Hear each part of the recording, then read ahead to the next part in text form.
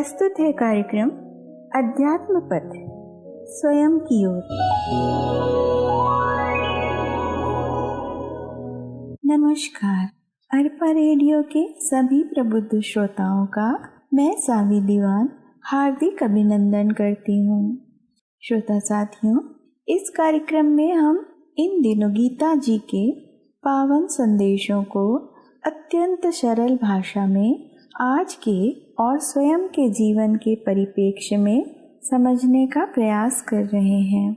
इस क्रम में अब तक 7 अध्याय विषाद योग, सांख्य योग, कर्म योग, ज्ञान कर्म संन्यास योग, अध्यात्म योग और ज्ञान विज्ञान योग के सार गर्भित बातों पर हम चर्चा कर चुके हैं और अब हम आ पहुँचे हैं 8वें अध्याय परब्रह्म योग पर।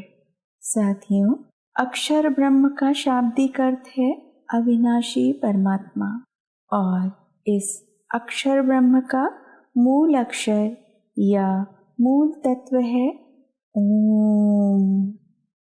श्रोता साथियों, इस अध्याय में हम कर्म, चिंतन, अध्यात्म और जन्म मृत्यु के चक्र को भली भांति समझने का प्रयास करेंगे।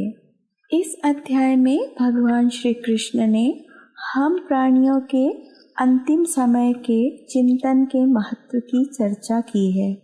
हम अपने अंतिम समय में जिस भाव या सत्ता का स्मरण करते हैं, हम उसी को प्राप्त होते हैं।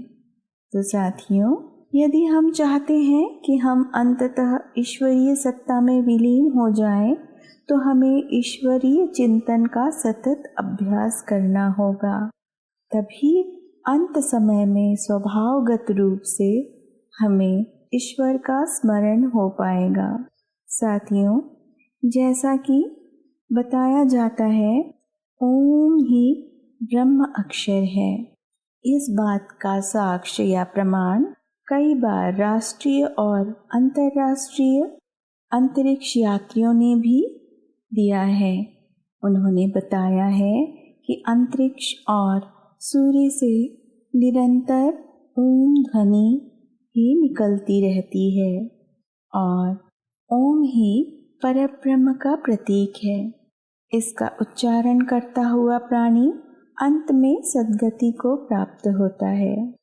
साथियों, जीवन सार 2 मार्गों पर आधारित है। शुक्ल पथ अर्थात जागरूकता, सेवा व सत्य का मार्ग जो हमें मोक्ष प्रदान करता है, और कृष्ण पथ अर्थात भोग, ईर्ष्या, स्पर्धा और व्यभिचार का मार्ग जो हमें बारंबार जन्म मरण के कुचक्र में भटकाता रहेगा। दोस्तों, ये केवल पुरातत्व ऋषि मुनियों या संतों की वाणी ही नहीं है, बल्कि आज के प्रबुद्ध जनों का भी यही मत है। दोस्तों, स्टीव जॉब्स का नाम तो आपने सुना होगा, जो एप्पल कंपनी के संस्थापक हैं, एक सफलतम तकनीकी विशेषज्ञ और व्यवसायी।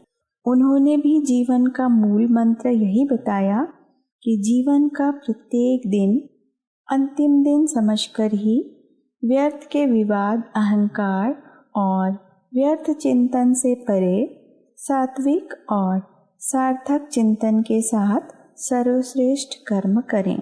साथियों, इस संदर्भ में एक छोटी सी कथा मुझे याद आती है जो मैं आपको बताना चाहूँगी। एक थे परम ज्ञानी राजा भरत, जो राजपाट त्याग कर वन में तपस्या कर रहे थे। एक बार नदी में उन्होंने एक डूबते मृगछौने अर्थात हिरण के बच्चे को देखा, उसे बचाया और स्नेहवश उसे पालने लगे। अब भरत जी का मन भगवान के नाम में नहीं बल्कि मृगछौने के लालन पालन में ही लगने लगा।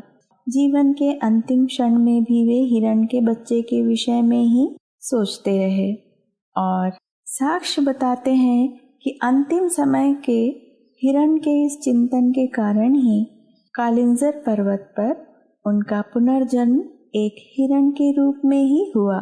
साथियों, यह कथा दर्शाती है कि हम अपने अंतिम समय में जैसा चिंतन या जिस विषय का चिंतन करेंगे वैसे ही हमारी सद्गति या दुर्गति का निर्धारण होगा। साथियों, यदि हम ये सोचें कि अंतिम समय में हम ईश्वर को स्मरण कर लेंगे तो यह कदापि संभव नहीं है। इसके लिए हमें आज से, अभी से, बल्कि प्रत्येक क्षण सद्विचार और ईश्वर के स्मरण में बिताना होगा। बाहरी कोलाहल से दूर तटस्थ होकर अपने भीतर की स्वध्वनि पर ध्यान केंद्रित करना होगा। साथियों, आज का प्रसारण यहीं समाप्त होता है। अगली कड़ी में आपसे फिर भेंट होगी, तो सुनते रहिए अध्यात्म पथ स्वयं की ओर और बने रहिएगा अर्पा रेडियो पर। जय श्री कृष्ण। बिलासपुर छत्तीसगढ़ का रेडियो अर्पा।